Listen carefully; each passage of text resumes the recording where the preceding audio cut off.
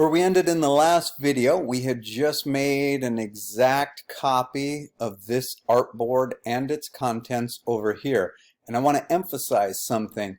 If you really don't want the crop marks to appear on this one, you could select them and then just hit delete and they would go away. Or alternatively, you could make the copy first and then make the crop marks going from exactly this corner to exactly that semi-hidden corner.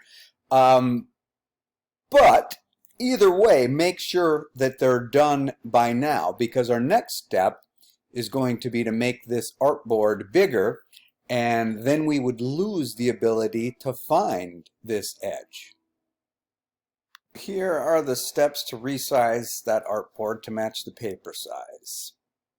We take the artboard tool and we click and select this second artboard. Let me just move this over a little bit here.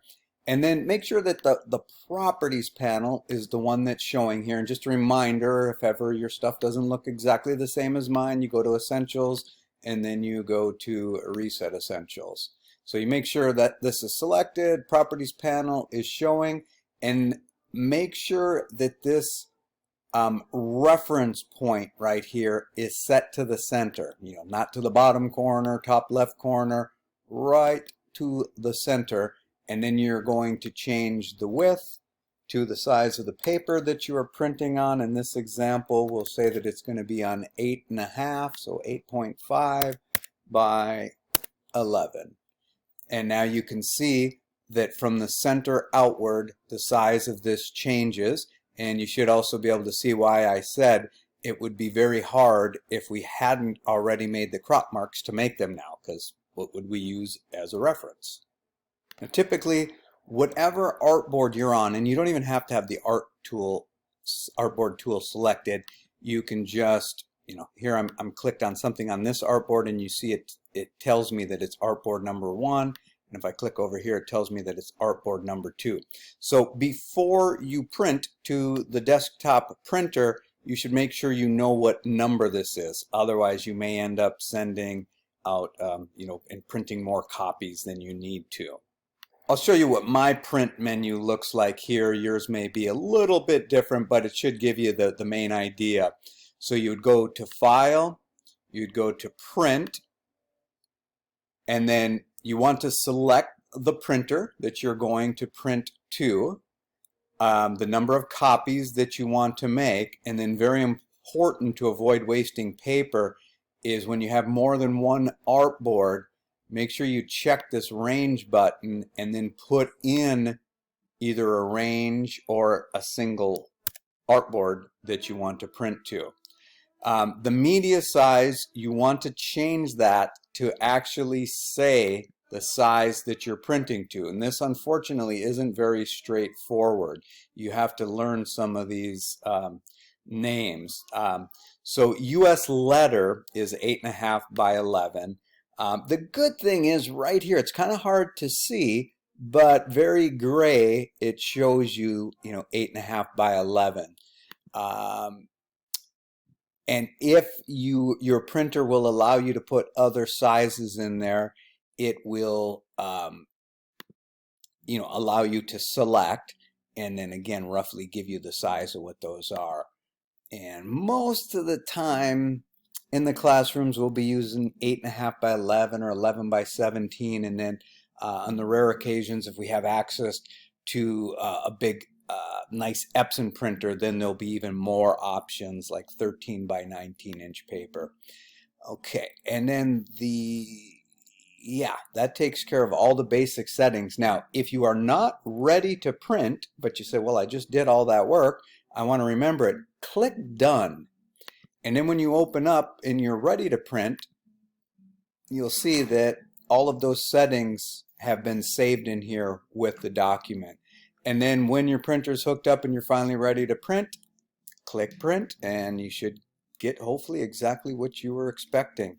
Oh, and another good indicator is what's showing in here. So if this doesn't look like what you thought you were printing, it could be because you have the wrong artboard sets. So when I click one and I tab away, you'll see that I would be getting a different preview for what's going to be printed. So since I'm not ready to print right now, I can either click done to save the information that's in there, or cancel just to cancel out of the print menu. When you have multiple artboards that are other than just for experimentation, it's always a good idea to label your artboard so that if it's a couple weeks to the next time you come in here, you know why you're looking at more than one variation of the project. So I'm going to hit Command minus. Oh, make sure I have Illustrator selected, Command minus. And so what I would do is just take the text tool, set the font size fairly large so that I can see this, and then type in for the C printer, meaning commercial printer, and then over this one put, and I'll just to save myself some time here, I will option drag so I can just double click it here and type away, and this I might put on it test print. So then if I didn't save off a copy of this back when it was just this, now I would know, okay, this is getting ready to go to the printer. So I need to get rid of, and that's a test question, hint, hint, I need to get rid of anything that could cause confusion here. So at this point, I probably want to delete all of this stuff. Now here's something to notice. If you take the selection tool and you drag a marquee around all of this and hit delete, it goes away, but the artboard is still there. That could confuse the printer. So again, copies are a great thing, right? So I'm going to Command Z out of here. I might want to go File and save a copy where I have it set up to make the test print. And then once I have that done, then I want to get rid of that.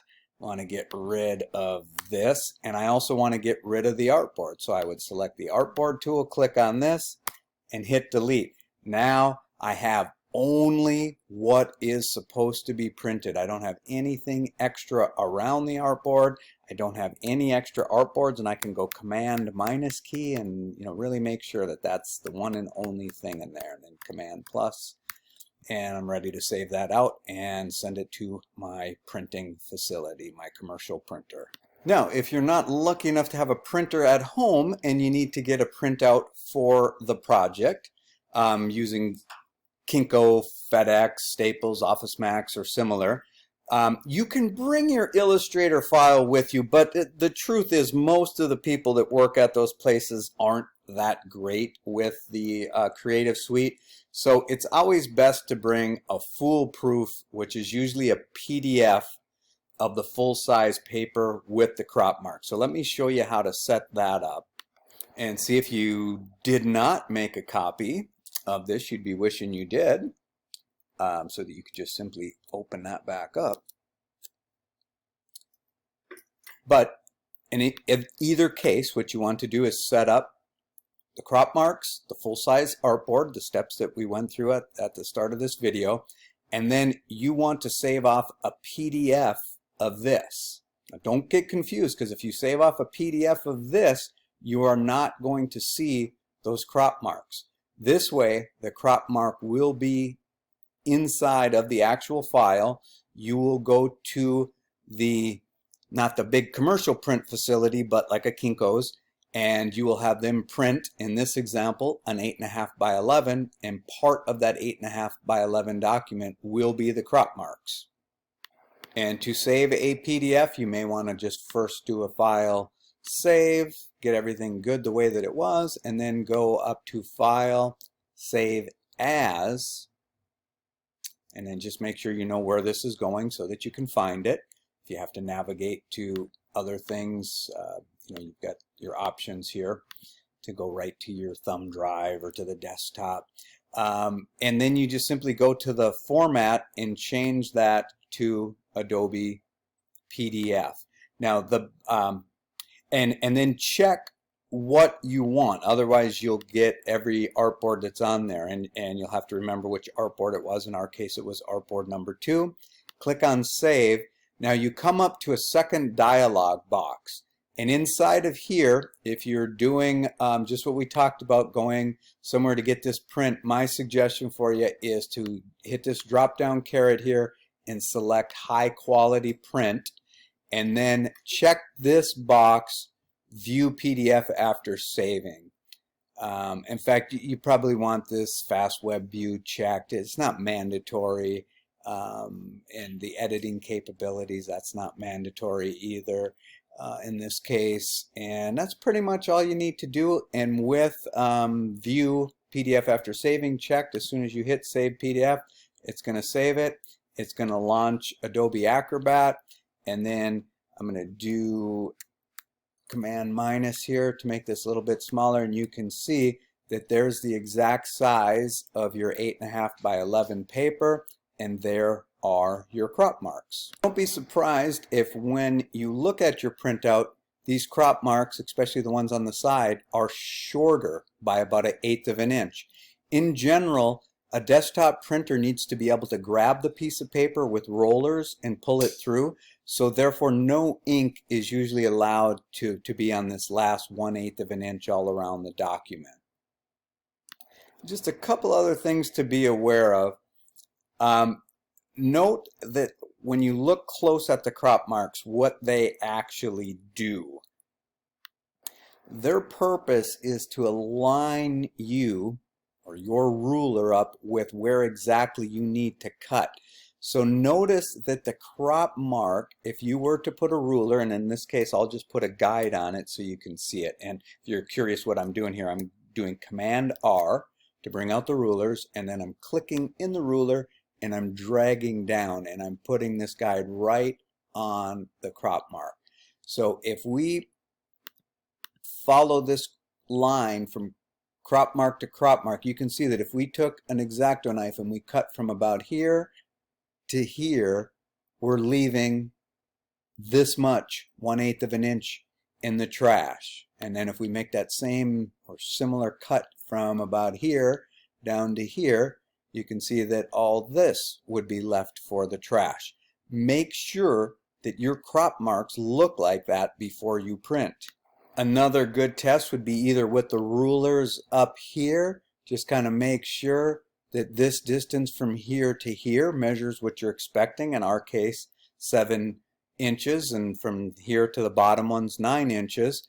Another way to do a quick measure in the program is just to set up the rectangle tool. I prefer not to have a stroke on it and just set the fill color to something really crazy so that you don't accidentally leave it on there. Grab the rectangle tool and click right on the edge of the item that you want to measure the distance from and to, and look at the little box there, and you can see that it said 7 inches. The other way is in the properties panel. By clicking on this, you can see that the width is, and it's like 10,000ths of an inch off, but we get the idea that that is 7 inches. And the only reason it's off is just I didn't draw it perfectly when I released the mouse. It wasn't exactly on this second end. And then you want to measure your distance from crop mark to crop mark with the actual ruler once you print it, because sometimes people accidentally, and I'll see if I can show you this in the print menu, will check a button, or it'll be checked by default and they don't notice it, that tells the program to scale your document. Now normally if you have it set up to the artboard set up to the full size and the media set to the full size, it's not an issue. But if you were to print from the 7:9 artboard, which I'm suggesting you don't, there may be an option here that's set that would scale your work. So you need to make sure. So measure those crop marks once it's printed. And then once you actually trim the document, measure it again. You don't want to, lose points on a project or, accidentally show a client the wrong thing. Now here's a critical thinking question for you. What if you wanted all of the rest of this to be a photograph back here? So you still wanted these 2 stripes or bars here, but the rest of it you want it to be a photograph. Well, the key thing there is that you still have to think about the bleed. would have to make sure that the photograph goes all the way to the bleed. So you would have to have an oversized photograph.